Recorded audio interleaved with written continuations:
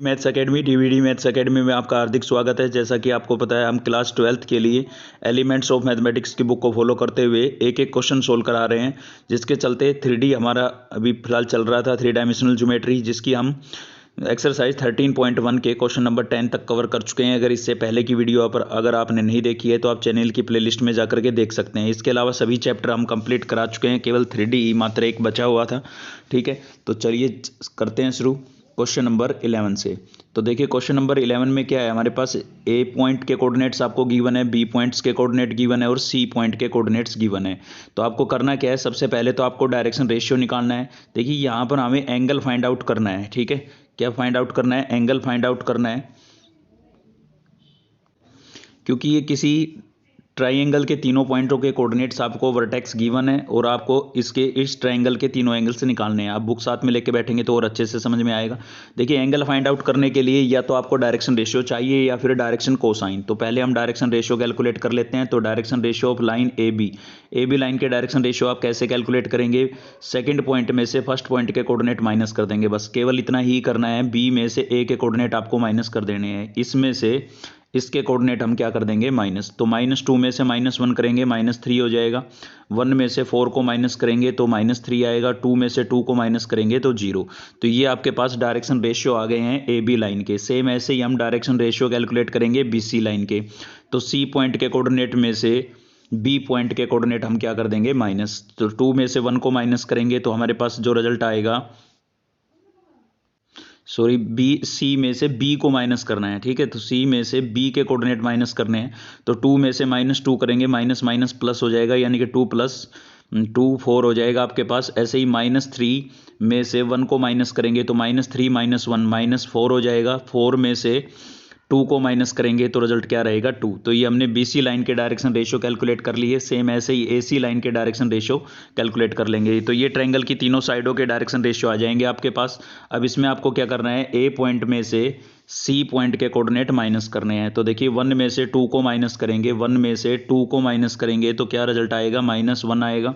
4 में से -3 करेंगे तो माइनस माइनस प्लस हो जाएगा ना, तो 4 + 3 कितना हो जाएगा 7 हो जाएगा। ऐसे ही 2 में से 4 को माइनस करेंगे तो क्या होगा, रिजल्ट आपके पास -2 हो जाएगा। तो ये हमने तीनों लाइनों के डायरेक्शन रेशियो निकाल लिए हैं। अब चलिए एंगल कैलकुलेट करते हैं। तो पहले हम एंगल निकाल रहे हैं ए बी और बी सी के बीच, यानी कि A B B C line के बीच। जैसे ये आपकी ट्राइंगल है, ठीक है, ये आपकी एक ट्राइंगल है जिसके कोऑर्डिनेट्स हैं, वर्टेक्स हैं ए बी सी। तो ए बी और बी सी लाइन के बीच ये आपकी ए बी लाइन है और ये आपकी क्या है BC लाइन। इन दोनों के बीच यानी कि एंगल बी आप कैलकुलेट कर रहे हैं फिलहाल। ठीक है, तो ए बी और BC लाइन के बीच अगर आपको एंगल फाइंड आउट करना है तो एंगल निकालने के लिए फॉर्मूला क्या था, बेसिक में मैंने आपको पढ़ाया था कि cos theta = A1 A2 + B1 B2 + C1 C2। कब यूज करना है ये, जब आपको डायरेक्शन रेशियो गिवन हो। ऐसे ही डायरेक्शन कोसाइन का भी रिजल्ट था हमारे पास, A1² + B1² + C1²। सेम ऐसे ही √A2² + B2² + C2² था। ठीक है, स्पेस थोड़ा कम है, आप समझ गए होंगे। तो इसका हम यूज करेंगे। तो आपको क्या करना है, A1 A2 तो 3 - 4 कितना हो जाएगा भाई -12। B1 B2 -3 को -4 से मल्टीप्लाई करेंगे, माइनस माइनस प्लस, और 3 4 जा 12 हो जाएगा। और C1 C2 तो 0 को 2 से मल्टीप्लाई करेंगे, 0 आएगा, प्लस में 0 लिखना जरूरी नहीं था। ठीक है, अब √A1 का स्क्वायर तो -3 का स्क्वायर 9 हो जाएगा, -3 का स्क्वायर 9 हो जाएगा, और 0 का स्क्वायर 0 होगा, जो लिखना जरूरी नहीं है। सेम ऐसे √A2 का स्क्वायर यानी कि 2 का स्क्वायर 4, B2 का स्क्वायर -4 का स्क्वायर 16। ठीक है, यहाँ पर 4 का स्क्वायर 16 था, सॉरी।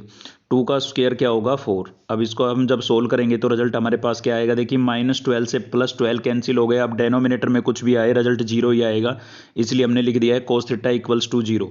अब cos थीटा की वैल्यू 0 कब होती है, 90 डिग्री पर। तो आप इसको cos 90 लिख सकते हैं, cos से cos कैंसिल हो जाएगा और थीटा आपका कितना आ जाएगा 90 डिग्री आ जाएगा। ठीक है, तो ए बी और बी सी में दोनों में कॉमन क्या था, बी पॉइंट, यानी कि बी पॉइंट का जो एंगल है वो आपका 90 डिग्री का होगा। अब हम कैलकुलेट कर लेते हैं, किसके अंदर कैलकुलेट कर लेते हैं, अब हम यहाँ पर BC और CA के अंदर कैलकुलेट कर रहे हैं। अब BC और CA के बीच जो एंगल है, तो दोनों में कॉमन क्या है, C पॉइंट का जो एंगल है वो हमारे पास आएगा। तो रिजल्ट सेम यही लगना है, A1 A2 A1 आपका 4 है और A2 आपका कितना है -1, तो A1 A2 दोनों को मल्टीप्लाई करेंगे -4 आएगा। B1 B2 तो -4 को 7 से करेंगे -28 आएगा। 2 को -2 से मल्टीप्लाई करेंगे -4 अपोन में आएगा स्क्वायर रूट और उनका सम, ठीक है, स्क्वायर रूट और इनके डायरेक्शन रेशियो के स्क्वायर का सम। तो 4 का स्क्वायर 16, -4 का स्क्वायर 16, 2 का स्क्वायर 4, आप देख सकते हैं यहाँ पर। सेम ऐसे ही -1 का स्क्वायर 1, 7 का स्क्वायर 49 और -2 का स्क्वायर 4, तो ये रिजल्ट आ जाएगा, ठीक है। अब इसको थोड़ा और कैलकुलेट करते हैं तो क्या होगा, देखिए माइनस का 28 और माइनस का 4 और माइनस का 4, तो तीनों को हम ऐड करेंगे तो माइनस का 36 हो जाएगा। 16 + 16 32 और +4 36 आ जाएगा। 49 + 4 53 और +1 54 आ जाएगा, ठीक है। तो 36 का स्क्वायर रूट तो कितना होता है, 6 होता है, तो 6 से ये 36 कैंसिल हो जाएगा 6 पर। तो cos थीटा इक्वल्स टू आपके पास आ गया -6 अपोन 54, रूट 54 था। रूट 54 को हम 9 × 6 लिख सकते हैं क्योंकि इसमें से 9 का स्क्वायर रूट निकाल सकते हैं ना। तो 9 का स्क्वायर रूट कितना हो जाएगा, 3, और 3 से ये 6 फिर से कैंसिल हो जाएगा। तो रिजल्ट मिलेगा आपको -2 अपोन -√6, ठीक है। -√6 को आप लिख सकते हैं √3 × √2, और ऊपर जो ये आपका 2 बचा हुआ है, देखिए 2 को आप लिख सकते हैं √2 × √2, क्योंकि √2 × √2 √4 होगा और 4 का स्क्वायर √2 ही होगा, तो 2 को आप √2 × √2 लिख सकते हैं। तो एक √2 आपका कैंसिल हो जाएगा, तो यहाँ पर जो रिजल्ट बचेगा वो आपका बचेगा √2 अपोन √3, ठीक है। और माइनस जो था cos थीटा, आपको पता है कि cos - थीटा इक्वल्स टू क्या होता है, cos थीटा होता है। तो माइनस आप ना लिखें तो कोई दिक्कत नहीं है, क्योंकि 4th क्वाड्रेंट में लाई कर जाता है ये, ठीक है। तो थीटा जो अब ये जो वैल्यू बची है हमारे पास, ये टेबल में होती नहीं होती है, तो आप कोस को दूसरी साइड भेज देंगे और वो किस में कन्वर्ट हो जाएगा, इन्वर्स में। तो रिजल्ट आपके पास आ जाएगा कोस इन्वर्स √2/3। सेम ऐसे ही थर्ड जो बचा है उसको हम कैलकुलेट कर लेंगे। तो थर्ड किसके बीच का एंगल बचा हुआ है, AB और CA के बीच का एंगल बचा हुआ है। तो अब आपका A1 होगा ये, A2 होगा ये, दोनों को मल्टीप्लाई करेंगे 3 आएगा। -3 को 7 से मल्टीप्लाई करेंगे -21 आएगा। 0 को 2 से मल्टीप्लाई करेंगे 0, तो न्यूमिनेटर में तो कितना बच जाएगा भाई, -18 बच जाएगा। और अपोन में क्या लिखेंगे, इनके स्क्वायर का सम और कंप्लीट पर स्क्वायर रूट। तो ऐसा करेंगे तो आपके पास जो रिजल्ट है वो ये आ जाएगा, ठीक है। 3 - 21 और इनके स्क्वायर का सम, यहाँ पर भी इनके स्क्वायर का सम। समझ गए होंगे आप, पिछले दो एंगल हमने फाइंड आउट कर लिए हैं। तो 3 में से 21 को माइनस करेंगे, माइनस का 18 आएगा। इनको जब आप ऐड करेंगे तो √54 आएगा आपके पास, और 9 + 9 कितना हो जाएगा, 18, तो √18 हो जाएगा, ठीक है। अब 18 को देखिए आप क्या लिख सकते हैं, इस 18 को आप लिख सकते हैं 9 × 2, और 9 का स्क्वायर रूट कितना हो जाएगा, 3, तो इसको आप लिख सकते हैं 3√2। ऐसे ही 54 को आप क्या लिख सकते हैं, 9 × 6, और 9 का स्क्वायर रूट कितना हो जाएगा, 3, अंदर बचेगा √6, ठीक है। अब इसको आप 3 से कैंसिल करेंगे तो ये 6 पे कैंसिल हो जाएगा, और इसको 3 से कैंसिल करेंगे तो 2 पर कैंसिल हो जाएगा। कहने का मतलब फाइनल ये रिजल्ट आपके पास आ जाएगा। अब सेम वैसे ही 2 को आप क्या लिख सकते हैं, √2 × √2 लिख सकते हैं, ठीक है। और √6 को आप क्या लिख सकते हैं, √2 × √3 लिख सकते हैं। और ये तो हमारे पास √2 था ही, तो √2 से √2, √2 से √2 आपका कैंसिल हो जाएगा। क्या बचेगा भाई, आपके पास बचेगा 1/√3। और माइनस कहाँ गया आप समझ गए होंगे कि cos - थीटा इक्वल्स टू क्या होता है, cos थीटा। तो ये थर्ड एंगल आ गया हमारे पास, ठीक है। नेक्स्ट क्वेश्चन देखते हैं, क्वेश्चन नंबर 12 है हमारा। इसमें भी आपको 3 पॉइंट्स गिवन है। किसी ट्रायंगल के तीनों पॉइंटों के वर्टेक्स आपको गिवन है, आपको इसके डायरेक्शन कोसाइन कैलकुलेट करने हैं। तो डायरेक्शन कोसाइन के लिए पहले हमें डायरेक्शन रेशियो निकालने होंगे। तो पहले हम AB लाइन के डायरेक्शन रेशियो निकालेंगे, तो B में से A पॉइंट के कोऑर्डिनेट क्या कर देंगे, माइनस। तो जैसे ही आप माइनस करेंगे तो ये रिजल्ट आएगा। अब मैंने आपको बोला था डायरेक्शन रेशियो में अगर कोई नंबर कॉमन है तो आप कॉमन करके चलें। तो यहाँ से कॉमन है, कितना कॉमन है भाई, 2 कॉमन है, -2 भी आप कॉमन कर सकते हैं, ठीक है। रिजल्ट चेंज नहीं होगा, सेम ही रहेगा। तो -2 कर ले कॉमन, या 2 कॉमन कर ले। हमने 2 कॉमन किया तो 2 कॉमन करेंगे तो ये रिजल्ट आ जाएगा हमारे पास, ठीक है। ऐसे ही BC को कैलकुलेट करेंगे तो C में से B के पॉइंट को माइनस कर देंगे, इसमें से आप इसको माइनस कर देंगे, तो माइनस करने के पर हमारे पास ये आ जाएगा। अब इसमें कॉमन है, क्या कॉमन है, माइनस का 2 भी कॉमन कर सकते हैं और खाली 2 भी कॉमन कर सकते हैं, तो हमने 2 ही कॉमन किया है। सेम ऐसे ही आप CA कैलकुलेट करेंगे, तो CA कैलकुलेट करेंगे तो A में से C के कोऑर्डिनेट माइनस कर देंगे, जो कि रिजल्ट आपके पास ये रहेगा। इसमें भी आप कॉमन देख सकते हैं, कितना कॉमन है, 2। तो 2 कॉमन करने के बाद फाइनल डायरेक्शन रेशियो ये आ जाएंगे, ठीक है। ये हमने तीनों साइडों के डायरेक्शन रेशियो कैलकुलेट कर लिए हैं। अब हमें क्या निकालने हैं, डायरेक्शन कोसाइन। तो आपको पता है डायरेक्शन कोसाइन और डायरेक्शन रेशियो में क्या रिलेशन होता था, L = होता था A/A² + B² + C²। ऐसे ही m जो होता था वो अपोन में b अपोन में हो जाता था, ये सेम रहेगा सभी के अपोन में, ठीक है। और n जो है वो क्या होता था, c अपोन में मैग्नीट्यूड। तो ये जो चीज़ है ये डेनोमिनेटर में सभी के में सेम रहेगी, बस न्यूमिनेटर में a b c आ जाएगा, ठीक है। देखिए जैसे ऐसे एक का कैलकुलेट करके देखते हैं हम। ये आपके पास डायरेक्शन रेशियो आए थे, इसके डायरेक्शन कोसाइन निकालेंगे तो a कितना है -2, तो ऊपर हमने लिख दिया -2, और नीचे क्या आएगा, इनके स्क्वायर का सम, तो -2 का स्क्वायर 4, -2 का स्क्वायर 4, 3 का स्क्वायर 9, ठीक है। अब इसको जब हम सोल्व करेंगे तो 9 4 13 और प्लस 4 13 + 4 कितना हो जाएगा, √17 हो जाएगा। तो L1 यानी कि पहली लाइन ए बी लाइन का डायरेक्शन कोसाइन, आप एक डायरेक्शन कोसाइन कितना हो गया है, -2/√17 हो गया है, ठीक है। अब अपोन में तो √17 ही रहेगा, तो इसको बार बार कैलकुलेट करने की ज़रूरत नहीं है, केवल अब b अपोन में √17 लिखेंगे। अब b कितना है, -2, तो -2 अपोन √17, और c आपका क्या है 3, तो 3 अपोन √17 आपके पास रिजल्ट हो जाएगा। तो ये फर्स्ट लाइन के क्या निकाल लिया हमने, डायरेक्शन कोसाइन निकाल लिए हैं। अब ऐसे ही सेकंड लाइन के डायरेक्शन कोसाइन कैलकुलेट करेंगे तो -2 और अपोन में इनके स्क्वायर का सम, तो 2 का स्क्वायर 4, 3 का स्क्वायर 9, 2 का स्क्वायर 4, तो ये भी आपका कितना हो गया, √17, इसलिए अपोन में क्या लिखा हुआ है, √17। अब a अपोन में √17, b अपोन में √17 और c अपोन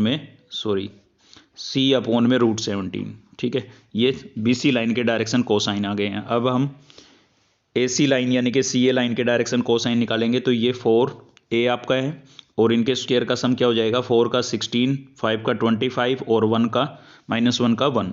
तो यहाँ से जो रिजल्ट मिलेगा आपके पास कितना हो जाएगा भाई, ये 42 हो जाएगा, ठीक है।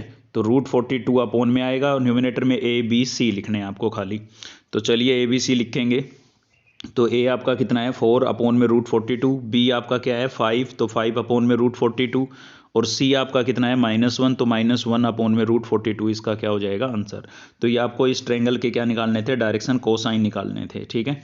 चलिए चलते हैं नेक्स्ट क्वेश्चन पर। नेक्स्ट है हमारा क्वेश्चन नंबर 13। आपको क्या करना है यहाँ पर, direction cosine of A line, किसी लाइन के डायरेक्शन कोसाइन, आपको कोई भी दो लाइनों के डायरेक्शन कोसाइन आपको गिवन है, एक थर्ड लाइन है जिसके डायरेक्शन कोसाइन आपको निकालने हैं, तो उस थर्ड लाइन के डायरेक्शन कोसाइन को हमने लेट कर लिया है LMN। अब देखिए ये जो हमारी थर्ड लाइन है ये इन दोनों लाइनों पर कैसी है, परपेंडिकुलर है, और आपने पढ़ा था कि दो लाइनें अगर परपेंडिकुलर है तो उनके डायरेक्शन कोसाइन के प्रोडक्ट का सम क्या होता था, 0 होता था, ठीक है। यानी कि L1 L2 + M1 M2 + N1 N2 equals to क्या होता था, 0। तो ये कॉन्सेप्ट हम यहाँ पर यूज करेंगे।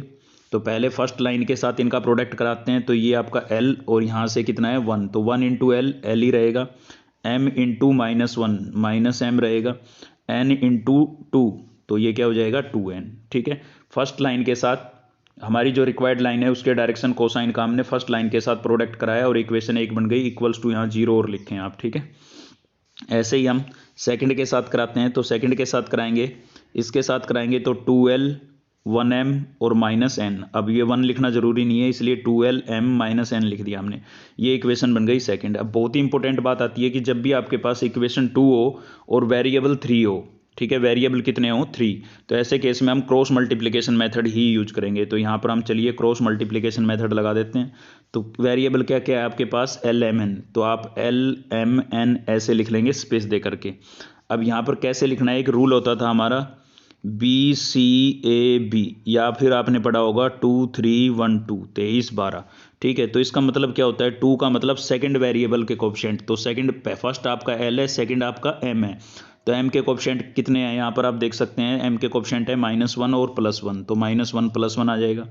फिर है 3 का मतलब थर्ड वेरिएबल के कोएफिशिएंट, तो थर्ड वेरिएबल आपका कौन सा है, N है, N के कोएफिशिएंट क्या है 2 और -1, तो 2 और -1 आ जाएगा।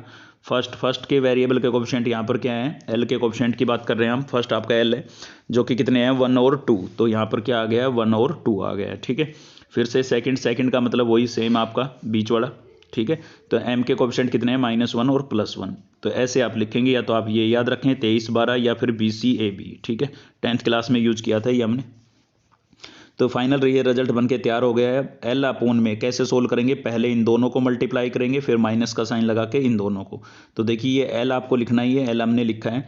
-1 को -1 से करेंगे, प्लस का 1 आएगा, और माइनस बीच में हमने लगाया 1 को 2 से मल्टीप्लाई करेंगे, -2 आ जाएगा। सेम इसी प्रकार से हम m के लिए सोल्व करेंगे, तो 2 को 2 से मल्टीप्लाई करेंगे 4, और 1 को -1 से करेंगे -1, माइनस हम लगाएंगे तो माइनस माइनस प्लस हो जाएगा। ठीक है, सेम ऐसे ही आपको n के लिए सोल्व करना है, तो n लिखेंगे, पहले इन दोनों को मल्टीप्लाई करेंगे, तो 1 को आप 1 से मल्टीप्लाई करेंगे 1, और 2 को आप -1 से मल्टीप्लाई करेंगे तो -2 आएगा, लेकिन माइनस हम लगाएंगे +2 हो जाएगा। ठीक है, तो यहाँ से जो फाइनल रिजल्ट मिलेगा आपको वो क्या मिल जाएगा, यहाँ से जो मिलेगा वो L अपोन -1 मिल जाएगा, यहाँ से जो मिलेगा M अपोन 5 मिल जाएगा, और यहाँ से जो मिलेगा N अपोन 3 मिल जाएगा। ठीक है, अब आपको क्या करना है, ये तीनों ही रेशियो इक्वल है, तो आपको इसको किसी स्केलर के इक्वल लेट कर लेना है। वो कुछ भी हो सकता है, ज़रूरी नहीं है के ही लेट करें आप, लैम्डा म्यू वगैरह कुछ भी लेट कर सकते हैं, तो हमने के लेट कर लिया है। ठीक है, अभी क्या करेंगे हम, ये 4 की 4 टर्म्स आपकी क्या है, इक्वल है, तो 1 बाई 1 इनको के इक्वल रखेंगे हम। पहले इसको के इक्वल रखा हमने, देखो यहाँ पर माइनस का 1 है, के की तरफ जाएगा तो L इक्वल्स टू माइनस के, इसका रिजल्ट हो जाएगा। ऐसे ही इसको के इक्वल रखेंगे, तो इसको के इक्वल रखेंगे तो M इक्वल्स टू क्या आ जाएगा 5K। ऐसे ही n अपोन 3 को k के इक्वल रखेंगे तो n इक्वल्स टू क्या आ जाएगा 3K। अब हमें केवल n की वैल्यू k की वैल्यू कैलकुलेट करनी है। अगर k की वैल्यू हमारे पास आ जाती है तो उसको हम यहाँ पर रिप्लेस करेंगे, LMN आ जाएंगे, यानी कि रिक्वायर्ड लाइन के डायरेक्शन कोसाइन आ जाएंगे। अब देखिए k की वैल्यू निकालने के लिए आपको याद होना चाहिए कि L, M और N में एक रिलेशन होता था, जो हमने पिछली वीडियो में भी डिस्कस किया था, जो कि क्या होता था, L² + M² + N² equals to 1। तो इसमें हम L, M, N की तीनों की वैल्यू पुट कर देते हैं। L की वैल्यू हमारे पास क्या थी, -K, तो -K का स्क्वायर K² हो जाएगा यहाँ पर। ठीक है, 5K का स्क्वायर 5 का स्क्वायर 25, और K का स्क्वायर K² हो जाएगा। 3 का स्क्वायर 9, और K का स्क्वायर K² हो जाएगा। तो फाइनल यहाँ से आएगा 35 K²। 35 मल्टीप्लाई हो रहा है, दूसरी तरफ जाएगा डिवाइड हो जाएगा, और स्क्वायर को दूसरी तरफ लेके जाएंगे, रूट में चेंज होगा, प्लस माइनस का साइन आएगा, 1 का स्क्वायर रूट 1 ही होता है, √35 को √35 ही लिख देंगे। ठीक है, तो ये k की वैल्यू आ गई। अब आपको इनको 1 बाई 1 यहाँ रिप्लेस कर देना है। तो देखिए यहाँ रिप्लेस करेंगे तो ये आ जाएगा आपका √1 अपोन √35, यहाँ पर रिप्लेस करेंगे तो 5 अपोन √35। ठीक है, और यहाँ पर रिप्लेस करेंगे तो 3 अपोन √35। मतलब ये k की वैल्यू आपको 1 बाई 1 यहाँ पर रिप्लेस कर देनी है, जिससे LMN की वैल्यू आ जाएगी, जो रिक्वायर्ड लाइन के क्या होंगे, डायरेक्शन कोसाइन होंगे। चलिए देख रहे हैं नेक्स्ट क्वेश्चन है। नेक्स्ट क्वेश्चन है हमारा क्वेश्चन नंबर 14।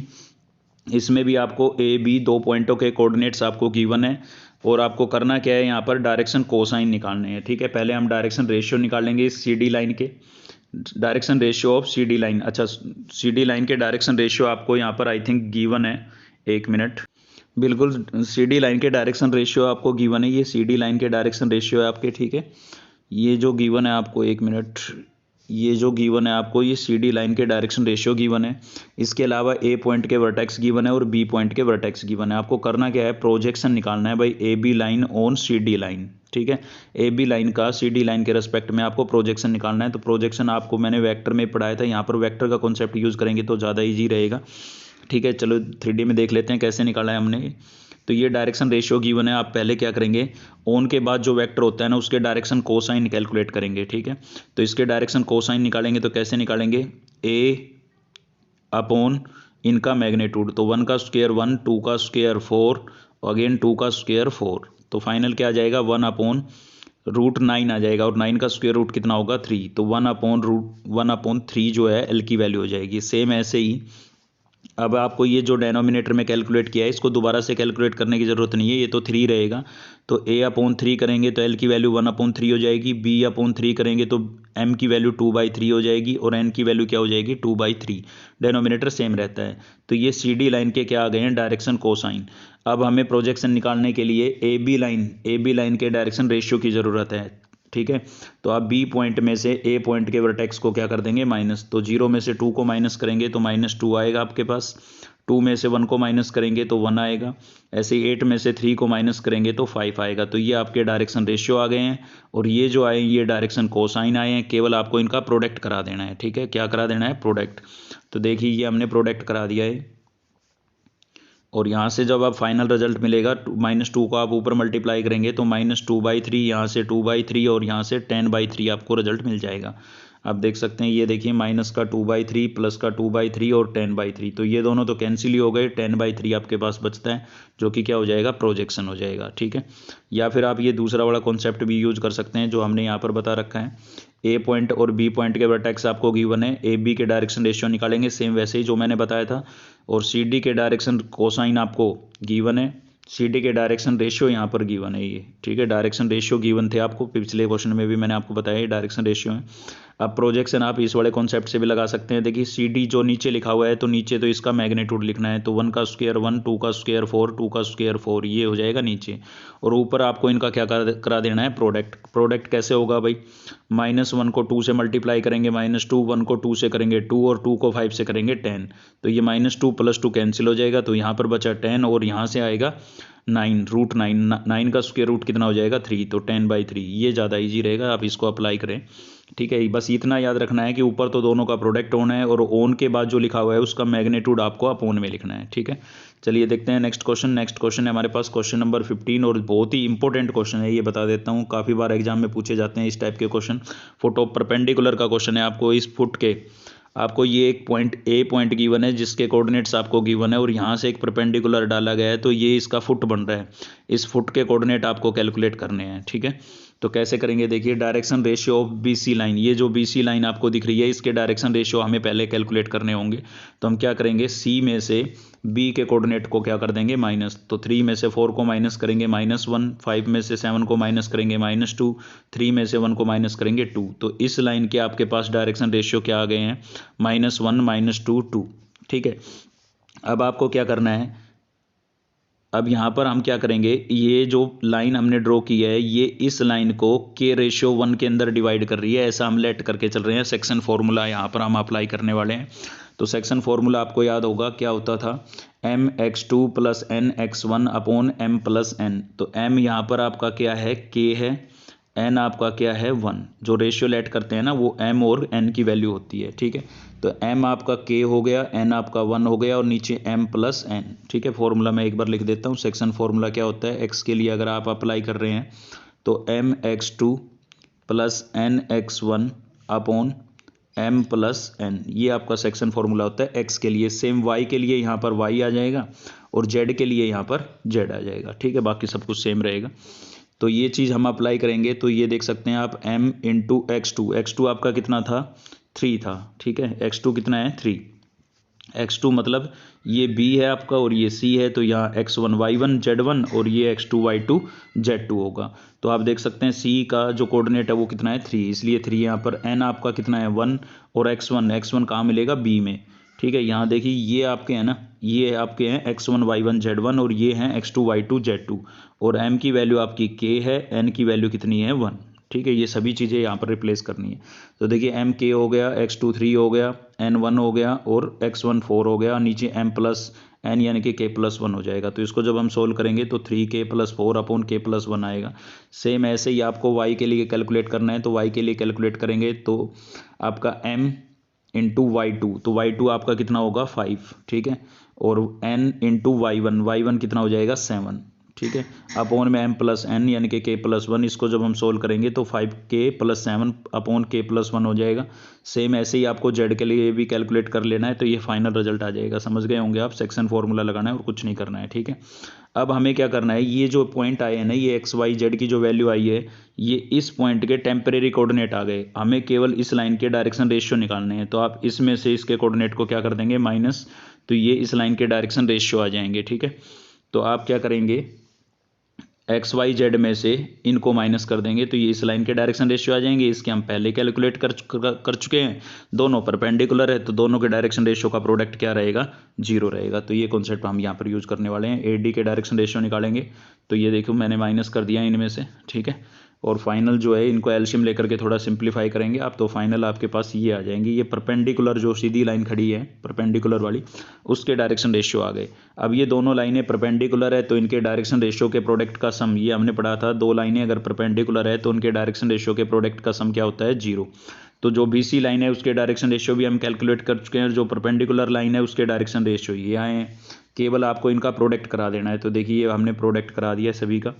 ठीक है, ये आपका A1, ये A2, ये B1, ये B2, ये C1, ये C2, अब इनको हम थोड़ा सिंप्लीफाई करेंगे, एलसीएम लेंगे, डेनोमिनेटर सभी का सेम है तो k+1 आपका एलसीएम हो जाएगा। इनको आप मल्टीप्लाई करेंगे न्यूमिनेटर को न्यूमिनेटर के साथ यहाँ पर, ठीक है, तो रिजल्ट आपको ये मिल जाएगा। अब यहाँ से क्या हुआ देखो, माइनस का 2k माइनस का 10k तो माइनस का 12k हो गया, माइनस का 3 माइनस का 14 और माइनस का 4 तो माइनस का 21 हो गया है, ठीक है।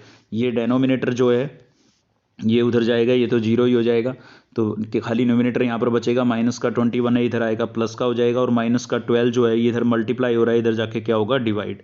तो k की वैल्यू आपके पास क्या आ जाएगी, k की वैल्यू आ जाएगी -21/12, कैंसिल करेंगे तो k की वैल्यू कितनी आ जाएगी -7/4। तो ये जो k की वैल्यू आई है हमारे पास, इसको हम वापस यहाँ पर रिप्लेस कर देंगे, जो हमने XYZ के टेम्परेरी कोऑर्डिनेट निकाले थे ना, XYZ ये टेम्परेरी कोऑर्डिनेट निकाले थे, यहाँ पर आप k की वैल्यू रिप्लेस कर देंगे तो आपके पास इस फुट के कोऑर्डिनेट आ जाएंगे, ठीक है। फुट के कोऑर्डिनेट निकालने का कॉन्सेप्ट अगली एक्सरसाइज में भी हम पढ़ेंगे, वो ज़्यादा इजी रहेगा। अगर आपको ये समझ में आया बहुत ही अच्छी बात है, नहीं आया तो भी कोई दिक्कत नहीं है। तो ये देखिए k की वैल्यू सभी में हमने रिप्लेस कर दी, और इसको थोड़ा एलसीएम लेकर के सिंप्लीफाई कर लिया, थोड़ा प्रिंट हल्का है तो आप एलसीएम लेके सोल्व कर सकते हैं, कोई बड़ी बात नहीं है, ठीक है।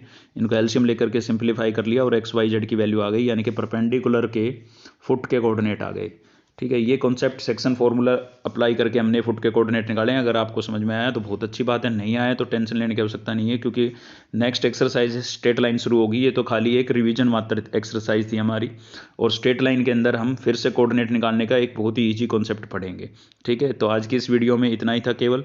अगर आपको वीडियो अच्छी लगी तो लाइक करें, चैनल को सब्सक्राइब कर लें अब तक नहीं किया है तो, साथ ही बेल आइकन दबा लें ताकि नेक्स्ट वीडियो का नोटिफिकेशन आपको मिलता रहे। मिलते हैं नेक्स्ट वीडियो में, जय हिंद।